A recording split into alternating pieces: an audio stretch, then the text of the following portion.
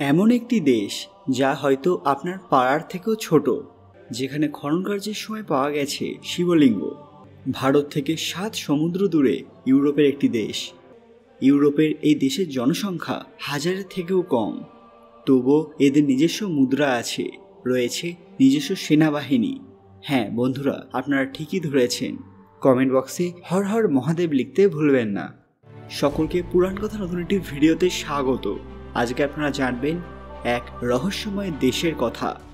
আমরা এই ভিডিওতে যে দেশ সম্পর্কে বলতে চলেছি তার নাম ভ্যাটিকান সিটি। ইটালির রোম শহরে অবস্থিত এটি একটি এমনই দেশ যে দেশ স্বয়ংসম্পূর্ণ এবং স্বনির্ভর। জনসংখ্যা বিচারে ইসলাম ধর্মাবলম্বী মানুষের সংখ্যা যখন দ্বিতীয় স্থানে রয়েছে, তখন ভ্যাটিকান সিটিতে ইসলাম ধর্মের একজন মানুষের খোঁজ কেন পাওয়া যায় না? কিন্তু এর থেকেও বড় প্রশ্ন হলো, যারা ভগবান শিবের পরম ভক্ত তাদের কাছে ভ্যাটিকান সিটি তাদের আরাধনার জন্য সবথেকে উত্তম স্থান কেন? 440 স্কোয়ার মিটার জায়গা জুড়ে অবস্থিত ভ্যাটিকান সিটি, এখানে আসার বা এই জায়গাকে দেখার স্বপ্ন হয়তো অনেকের মনেই রয়েছে। ইউনেস্কো এই জায়গাকে ওয়ার্ল্ড হেরিটেজ কান্ট্রির অন্যতম হিসেবে ঘোষণা করেছেন। আর এই জায়গাটাই ওপর থেকে দেখলে শিবলিঙ্গের মতো মনে হয়। গুগলে প্রাপ্ত ভ্যাটিকান সিটির যে সকল ছবি পাওয়া যায় তা দেখলেই এই ধারণা আরও স্পষ্ট হয়। ভারতীয় ইতিহাসবিদ PN ওক ভ্যাটিকান সিটির উপরিভাগ শিবলিঙ্গের মতোই বলে মনে করেন।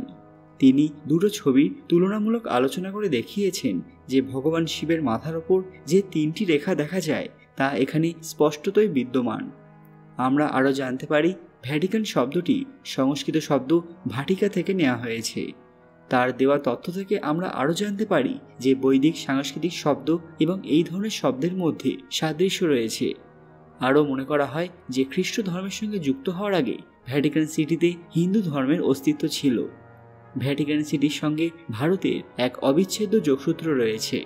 ঐতিহাসিক ওক ভ্যাটিকান সিটির সঙ্গে শিবলিঙ্গের অনেক মিল পেয়েছেন। একসময় খননকার্যের ফলে এই ভ্যাটিকান সিটিতে একটি শিবলিঙ্গ আবিষ্কৃত হয়েছিল, যেটি বর্তমানে সেখানকার সংগ্রহশালায় সংরক্ষিত রয়েছে।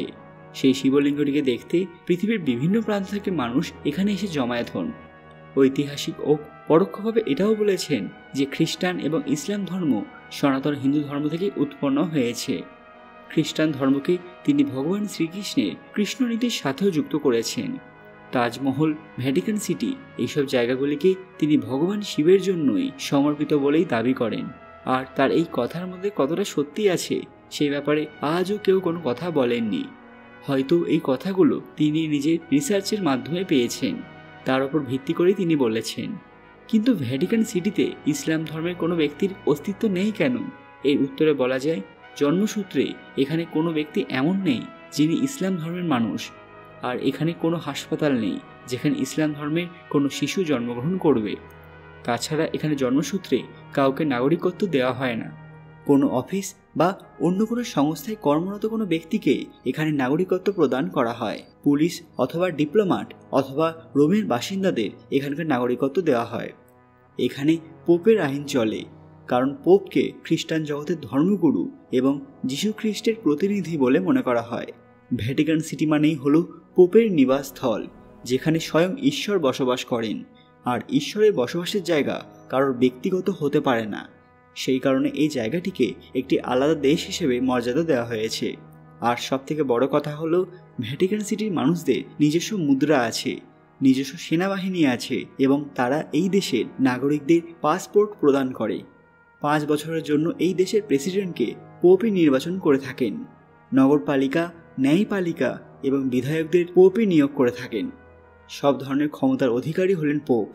এই দেশে এই সব কিছুর ব্যবস্থা থাকার জন্য ইউনেস্কো এই দেশকে ওয়ার্ল্ড হেরিটেজ সাইট রূপে ঘোষণা করেছে। রোমান ক্যাথলিক চার্চের মুখ্য কেন্দ্র এই দেশটি। এখানকার রেডিও স্টেশন থেকে 30টি ভাষায় সারা বিশ্বে চার্চের সমস্ত খবর সম্প্রচার করা হয়। এখানকার সেন্ট পিটার্স গির্জা ভ্যাটিকান সিটির মুখ্য আকর্ষণ। এখানকার সংগ্রহশালায় সংরক্ষিত পেন্টিংগুলি দেখার জন্য প্রায় 4 বছর সময় লাগবে। বন্ধুরা, রোমের এই ভ্যাটিকান সিটি সম্পর্কে জেনে আপনাদের কেমন লাগলো? আপনাদের কি মনে হয় এই জায়গায় ভবিষ্যতে হিন্দু ধর্ম কিভাবে ছড়িয়ে পড়বে? সেটা অবশ্যই কমেন্টে জানান। আজকের ভিডিওটি বিন্দুমাত্র ভালো লাগলে অবশ্যই লাইক করবেন এবং সবার সাথে শেয়ার করবেন বন্ধুরা। আপনারা যদি এই ভ্যাটিকান সিটি সম্পর্কে আরও জানতে চান সেটাও কমেন্টে অবশ্যই জানাবেন। কমেন্ট বক্সে হর হর মহাদেব লিখতে ভুলবেন না।